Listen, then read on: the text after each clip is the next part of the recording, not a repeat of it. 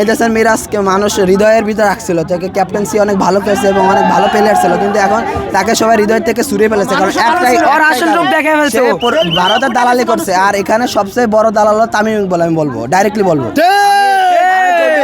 আমি যদিও তামিম ইকবালের বাসার সাইডে থাকি গেলাম, তামিম ইকবালের সাথে আমি ছবি তুলি, নামাজও পড়ি, কিন্তু সে হলো বড় দালালির কারণে সে যেদিকে স্রোত হয় সেদিকে সে নৌকো ভাষায় আর কি। কারণ ভবিষ্যতে যে বিএনপি ক্ষমতা আসে তখন বিসিবি পরিচালক হয়, তখন যাতে এই প্লেয়ারগুলো আমরা সুবিধা নিতে পারি, এই জন্য তারা আগে থেকে তামিমের দালালি করতেছে, এটাই বলো।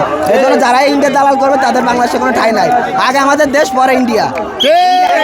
আর আমাদের বন্ধু, অরিজিনাল বন্ধু পাকিস্তানি আমাদের অরিজিনাল বন্ধু, ইন্ডিয়া আমাদের বন্ধু। ইন্ডিয়ার দালালের সাথে কোনো আপোষ আমরা করব না ইনশাআল্লাহ।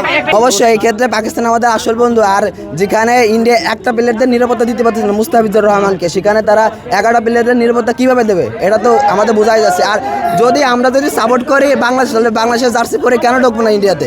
আর ইন্ডিয়াতে জার্সি পরে ঢুকতে মানা করছে এবং তারা বড় একটা রাজনীতি ইস্যু টানছে যে রাজনীতি যত পিছাবে তত বাংলাদেশের নিরাপত্তা দেবে।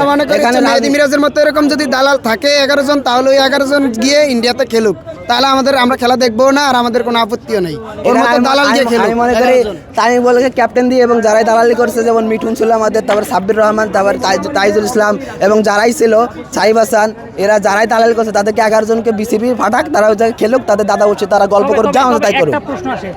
এটা আপনারা দেখছেন নাকি সংবাদ সম্মেলন, তখন আমি ছিলাম ওই জায়গায় উপরে সংবাদ সম্মেলন আমি নিচেছিলাম, মোস্তাফিজের ওখানে বসতেছেন, মোস্তাফিজের টেনে ধরে বসাইছে। কারণ আমরা যে সবাই একত্রিত থাকি, সমাজ রক্ষার ক্ষেত্রে আমাদের অনেক কিছু করা হয়, কিন্তু এখানে মোস্তাফিজ নিজের যে অপমানিত, মোস্তাফিজ কোনো স্ট্যাটাসও দেয় না, কিছু বলে না, সেখানে মিঠুন খালি বলতেছে আমি বলছি, কিন্তু ওখানে বড় ভাইদের সম্মানের ক্ষেত্রে বলছে ঠিক আছে, কিন্তু আসলে মোস্তাফিজ বাংলাদেশকে ভালোবাসে। আর বাদ বাকিগুলো হলো ইন্ডিয়ার দালাল, তারা ইন্ডিয়ার দালালি করছে, ঠিক আছে। এই জন্য আইসিসি বলতেছে ইন্ডিয়া যে খেলতে হবে, আমরা ইন্ডিয়া যে খেলবো না, যদি আমাদের শ্রীলঙ্কা যদি খেলার সুযোগ দেয় তাহলে খেলবো, নাহলে আমরা আইসিসি বিশ্বকাপ এবার মতন বয়কট করলাম।